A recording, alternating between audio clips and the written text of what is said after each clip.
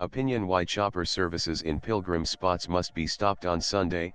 7 people, including a 2-year-old, died when a chopper operated by a private aviation company carrying Chardham pilgrims from Kedarnath crashed near Gaurikund in Rudraprayag district on its way to Gupt Kashi.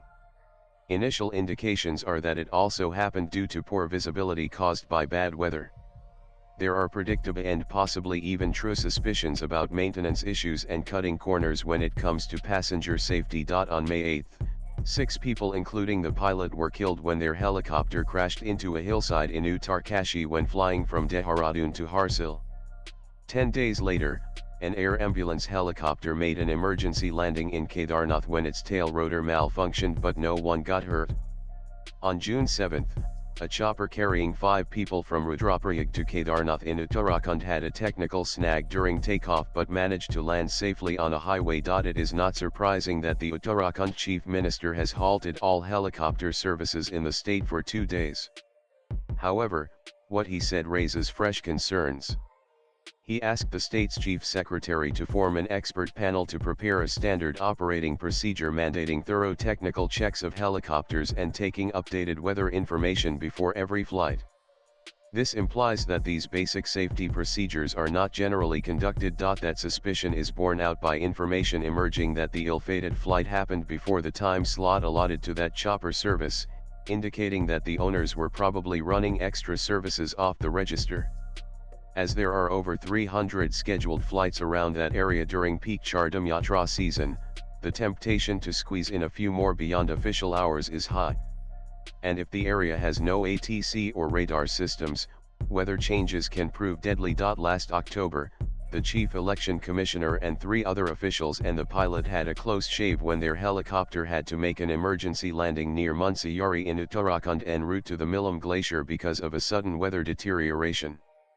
Exactly 2 years before that, in 2022, another chopper belonging to the same company whose helicopter crashed on Sunday also came down 2 km from Kedarnath, killing 6 passengers and the pilot. So, can rigorous checks really ensure safety when India's first Chief of Defence Staff General Bipin Rawat and 13 others died in a crash in the Nilgiri Hills 2021? They were aboard a Mi-17 Indian Air Force helicopter, not one operated by a private company. And yet, even with 2 very experienced IAF pilots at the helm, their helicopter hit a tree and flew into the hillside just minutes from its destination, the Defence Services Staff College at Wellington. A tri-service court of inquiry examined the evidence of the flight data recorder and concluded that it was a controlled flight into terrain CFIT, that means the pilot was in full control but crashed the chopper because of faulty situational awareness. The aircraft strikes the terrain. The helicopter was apparently flying at a lower than expected altitude when it entered a rolling cloud bank that reduced visibility to the extent that it hit the hillside while engulfed in it. Back in 2009, a state government helicopter carrying the then Andhra Pradesh CM Rajshekhar Reddy and 4 others took off from Hyderabad but flew into bad weather and tried to fly around it. The pilots decided to turn left after crossing the Krishna River but then had a problem with the oil pressure as it flew over the dense Nal Amla forest area. They were trying to search the manual for a remedy when the chopper crashed into a hillside while banking left. In May 2011, Dorhi Kandhu, then CM of Arunachal Pradesh, and 4 others including 2 pilots died when their single-engine chopper crashed at 13,000 feet near Sela Pass in the West Kameng district while flying from Tawang to Atangar. 10 days before that, a Mi-17 helicopter also crashed in the Tawang area killing 17 people but the pilot and 5 others survived with serious burns. Whether Uttarakhand or Nilgiris, Eastern Ghats, or Eastern Himalayas, hilly terrain is not the best place for extensive helicopter activity as weather changes very quickly there and winds can be very unpredictable at any time of the year. Unfortunately, there have been plenty of helicopter crashes in non-mountainous areas too, notably one that killed India's then Lok Sabha Speaker GMC Balayogi in 2002 in Kaikalur in Andhra Pradesh due to bad weather. It may be argued that politicians and officials often need to get from one place to another quickly and helicopters offer the best option if roads are not good and there are no railheads or airports nearby. But the same constraint cannot be applicable to pilgrims and tourists who comprise the bulk of people using this precarious mode of transport today. There must be rationalization of usage in the name of safety, even if accessibility is a tourism mantra now. The crux of the dilemma is the conflation of pilgrimage with tourism, manifest in the oxymoronic phrase spiritual tourism, because both involve travel. But the purposes of both are utterly different. Spiritual by definition cannot be materialistic, it is about purifying the soul and attaining enlightenment. Tourism is primarily to gratify the five senses, and there is nothing wrong with that.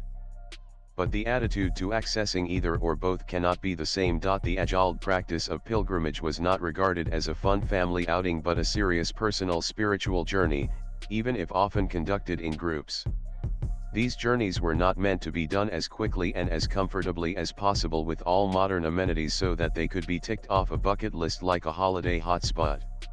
In fact, temples like Guruvayur and Sabrimala still prescribe mental and physical preparations, including austerities for pilgrims. Just because Chardham and many other pilgrimage destinations are in beautiful locales does not mean they should be treated like tourism spots that seek to make their customers happy with conveniences from free airport transfers to heated pools.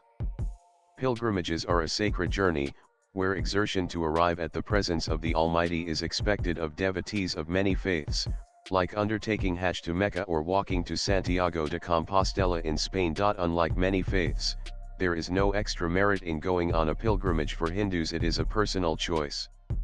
But it is not meant to be an easy choice, to be fitted into a holiday itinerary and cushioned with whatever comforts money can buy for the journey.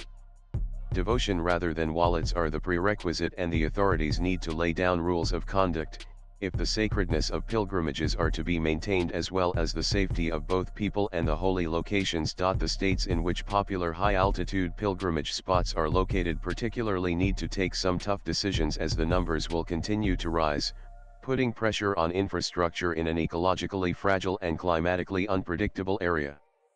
The number of people who take helicopters are a fraction of those who go by rodent vehicles and then on foot or hooves, and hence limiting such chopper services to emergency evacuations must be considered. Swipe left for next video. Before the advent of helicopters, did devotees not make it to remote pilgrimage spots? Ensuring private helicopters are not taking dangerous liberties with the rules is next to impossible, given our Indian propensity to cut corners. However, good roads, adequate rest and recuperation facilities, efficient hospitals, and provision for wheelchairs should enable thousands of pilgrims to make it to these places and provide many more jobs for locals too. The author is a freelance writer. Views expressed in the above piece are personal and solely those of the author. They do not necessarily reflect News 18's views. Latest blogs.